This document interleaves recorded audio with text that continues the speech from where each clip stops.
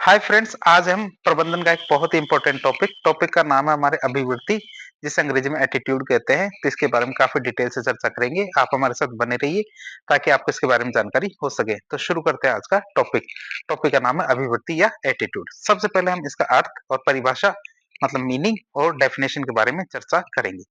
सबसे पहले देखें इसका अर्थ और भी जो परिभाषा है। तो अभिव्यक्ति को क्या है, साधारण भाषा में क्या कहते हैं, नजरिया या दृष्टिकोण। किसी भी व्यक्ति का नजरिया कैसा है या किसी भी व्यक्ति का दृष्टिकोण कैसा है, यही हमारी क्या है, अभिवृत्ति कहलाती है। लेकिन इसका मनोविज्ञान में क्या होता है, अर्थ गहरा होता है। मूल परिभाषा की बात करें, यदि परिभाषा पूछी जाए तो अभिवृत्ति क्या होती है, किसी मनोवैज्ञानिक विषय जैसे हमारे व्यक्ति, वस्तु, समूह, विचार या स्थिति। तो ये हमारे क्या होते हैं, मनोवैज्ञानिक विषय होते हैं। तो इनके प्रति हमारे सकारात्मक या फिर नकारात्मक रूप से प्रतिक्रिया करती हुई, जो हमारी तीखी तीखी नहीं सीखी हुई और तो स्थायी प्रवृत्ति होती है, वही हमारी क्या कहलाती है, अभिवृत्ति या फिर हमारे एटीट्यूड कहलाती है। मतलब परिभाषा क्या होगी, अभिवृत्ति किसी मनोवैज्ञानिक विषय जैसे हमारे व्यक्ति, वस्तु, समूह, विचार या स्थिति, इनके प्रति सकारात्मक या नकारात्मक रूप से प्रतिक्रिया करते हुए सीखी हुई और जो स्थायी प्रवृत्ति होती है, वही हमारी क्या कहलाती है, अभिवृत्ति कहलाती है। सरल शब्दों में देखें तो यह क्या है, हमारे मन की वो स्थिति होती है जो ये तय करती है कि हम किसी चीज को पसंद करेंगे या फिर नापसंद करेंगे, और उसके पैसा प्रति हमारा कैसा व्यवहार होगा। तो ये चीजें कौन तय करता है, ये हमारी अभिवृत्ति कहलाती है। खास बिंदुओं की बात करें अभिवृत्ति के संबंध में, तो अभिवृत्ति क्या होती है, जन्मजात नहीं होती है। आप इसे जानते हैं कि जैसे मुझे आम पसंद है, ये क्या है, पहले से तय नहीं होता है। मतलब ये चीजें जन्मजात नहीं होती है।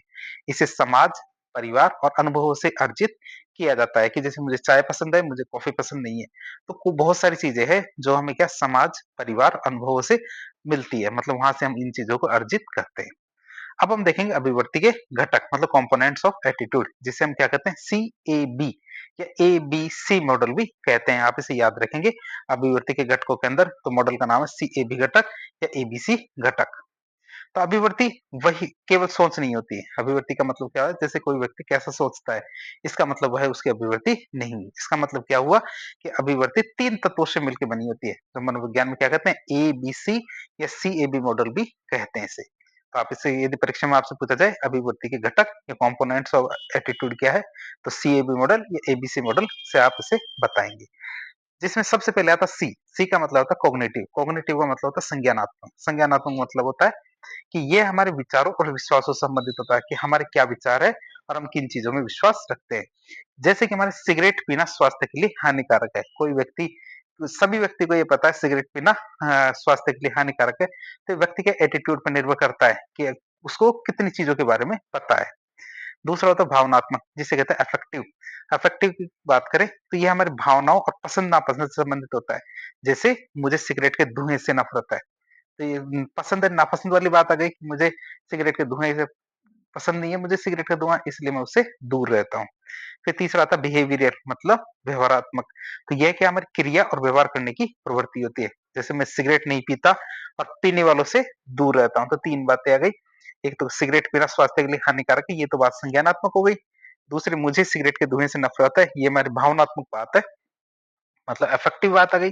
और तीसरी व्यवहारात्मक मतलब कि मैं सिगरेट नहीं पीता, साथ ही क्या है, पीने वालों से भी दूर रहता हूँ। फिर आता है अभिवृत्ति की प्रवृत्ति।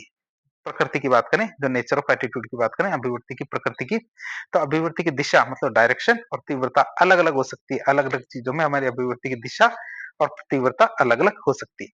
जैसे एक होती है हमारी धनात्मक या फिर सकारात्मक अभिवृत्ति, जिसे हम पॉजिटिव एटीट्यूड कहते हैं।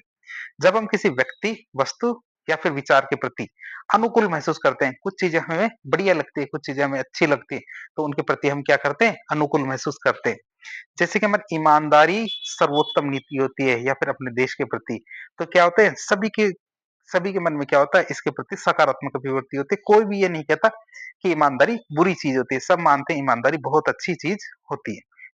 या फिर अपने देश के प्रति प्रेम की बात करें तो सभी अपने देश से प्रेम करते हैं। दूसरी होती है ऋणात्मक या नकारात्मक अभिवृत्ति, जिसे नेगेटिव एटीट्यूड कहते हैं। जब क्या है, हम किसी विषय के प्रति अनुकूल वो किसी जब क्या है, हम किसी विषय के प्रति प्रतिकूल या विरोध का भाव रखते हैं, तो वो हमारी क्या ऋणात्मक या नकारात्मक अभिवृत्ति कहलाती है। जैसे कि हमारे जातिवाद, भ्रष्टाचार या फिर किसी विशेष भोजन को नापसंद करना। जैसे कोई कुछ लोग क्या नॉन-वेज को नापसंद करते हैं, तो ये क्या करती है, एक तरह नकारात्मक या फिर ऋणात्मक या नेगेटिव एटीट्यूड कहलाता है। इसमें क्या होता है, हम किसी विषय के प्रति क्या है, प्रतिकूल या विरोध का भाव रखते हैं कि हम इन चीज़ों को पसंद नहीं करते। अब नॉर्मली बहुत सारी चीज़ें क्या होती है, बहुत बड़ी जनसंख्या नापसंद करती है, जैसे जातिवाद को कोई भी पसंद नहीं करता है। फिर शून्य तटस्थ अभिवृत्ति, इसका मतलब है कि हमारी ना तो धनात्मक है, ना ही ऋणात्मक है।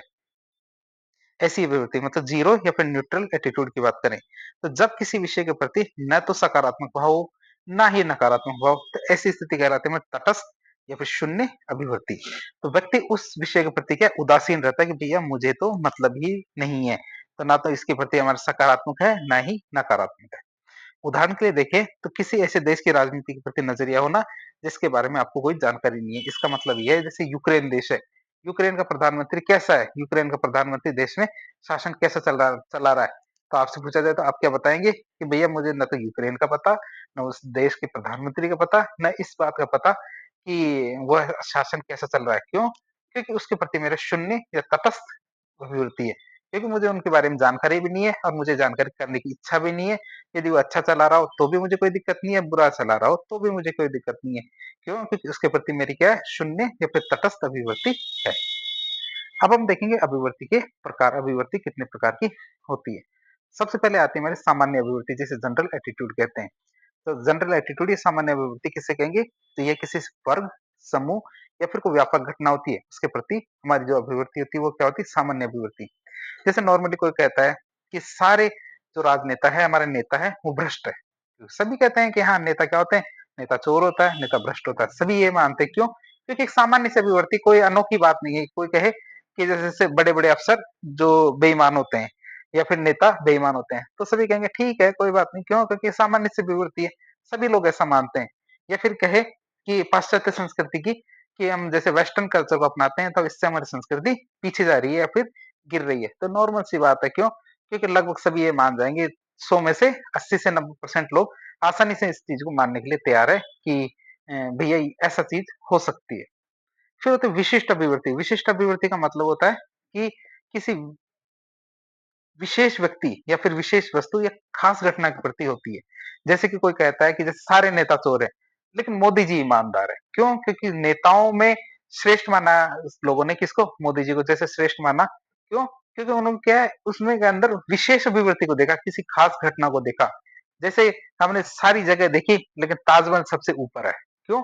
क्योंकि हमने किसी विशेष वस्तु को हमारी अभिवृत्ति में ऊपर रखा है। तो किसी यह क्या है, किसी विशेष व्यक्ति, किसी विशेष वस्तु या फिर किसी खास घटना के प्रति हमारी जो अभिवृत्ति होती है, यही हमारी क्या कहलाती है, विशिष्ट अभिवृत्ति कहलाती है। जैसे कि राजनेताओं को नापसंद करना, ये तो एक सामान्य अभिवृत्ति होती है कि हमें राजनेता कोई पसंद नहीं, क्योंकि सारे चोर है। लेकिन अटल बिहारी वाजपेयी को पसंद करते हैं। क्यों? क्योंकि एक तरह की विशिष्ट अभिवृत्ति हो गई।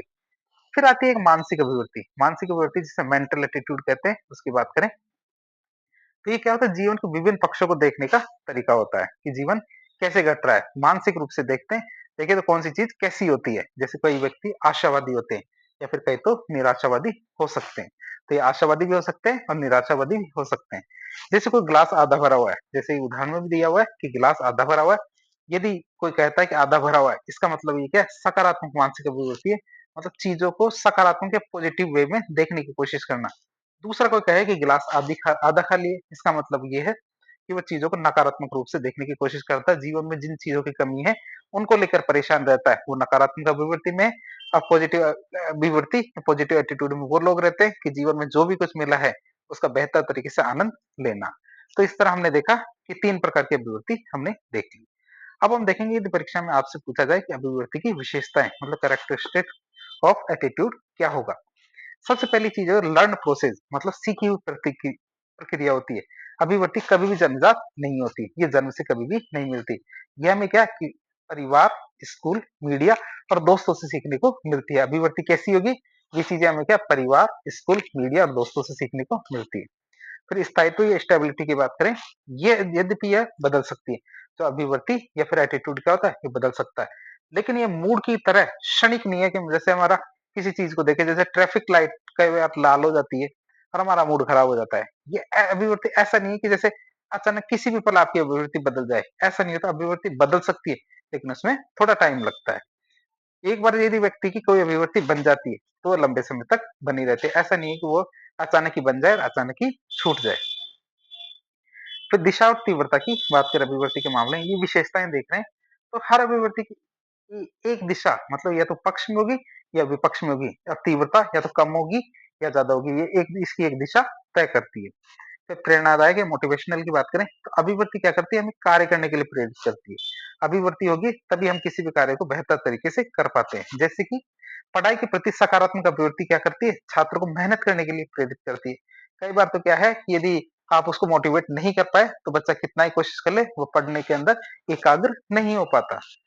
फिर बात करें परिवर्तनशील या चेंजेबल की, तो उचित प्रशिक्षण, नए अनुभव और सूचनाओं से क्या किया जा सकता है, अभिवृत्ति को बदला जा सकता है। आप इसे याद रखेंगे, यदि प्रॉपर इन प्रशिक्षण दिया जाए, नए नए अनुभव और सूचनाओं को दिया जाए, तो इससे क्या होगा, अभिवृत्ति को बदला जा सकता है।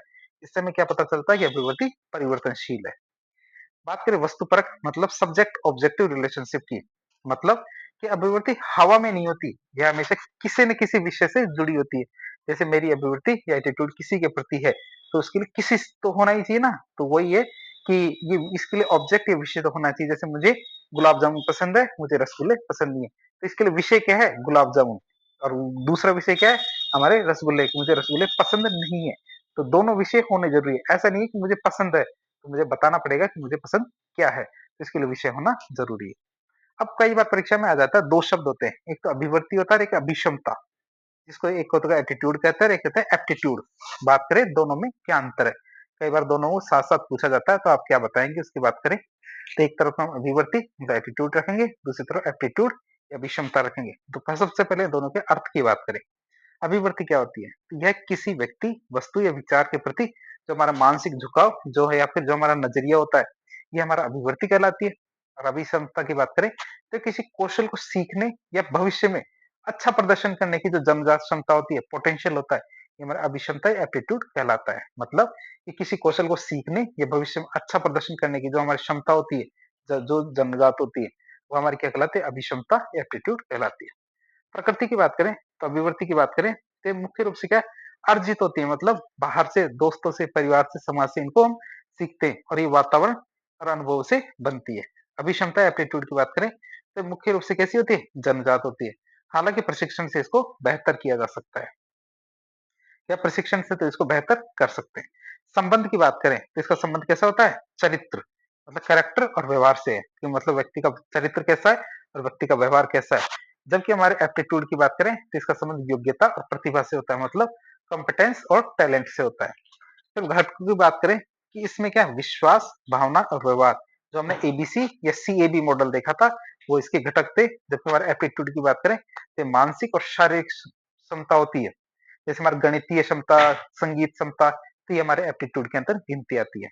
बात करें एटीट्यूड की, तो इसे बदलना संभव है, एटीट्यूड को बदलना संभव है। और कैसे, मतलब काउंसलिंग करके, या फिर नए नए अनुभवों को सीख के, या ऐसे करके हम एटीट्यूड को बदल सकते हैं। थोड़ा सा कठिन है बदलना, लेकिन इसको बदला जा सकता है। जबकि एप्टीट्यूड की बात करें, तो इसे बदला नहीं जा सकता, केवल क्या है, निखारा जा सकता है। आप इसे याद रखेंगे, एप्टीट्यूड को बदला नहीं जा सकता, इसे क्या है, निखारा जा सकता है। यदि किसी में संगीत की समझ नहीं है, तो उसे महान संगीतकार बनाना बहुत ज्यादा मुश्किल है। कितनी प्रैक्टिस कर ले, यदि उसे समझ नहीं है, तो उसे नहीं बनाया जा सकेगा। तो उदाहरणों की बात करें, तो उदाहरणों में क्या है, एक व्यक्ति जो मानता है कड़ी मेहनत से सफलता मिलती है, इसका मतलब उसको कहते हैं सकारात्मक अभिवृत्ति।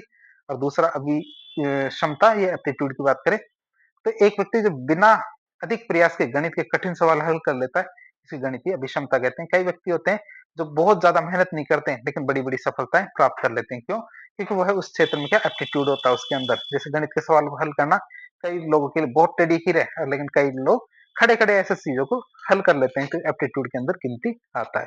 तो इस तरह आज एक लेक्चर के जरिए हमने मैनेजमेंट या फिर जो लोग वो प्रबंधन का एक टॉपिक था, टॉपिक का नाम है अभिवृत्ति, एटीट्यूड के बारे में काफी डिटेल से जाना। तो इस प्रकार के इन्फॉर्मेटिव वीडियो देखने के लिए हमारे चैनल से जुड़े। वीडियो यदि पसंद आता है तो वीडियो को लाइक करें, चैनल को सब्सक्राइब करें, अपने दोस्तों के साथ शेयर करें।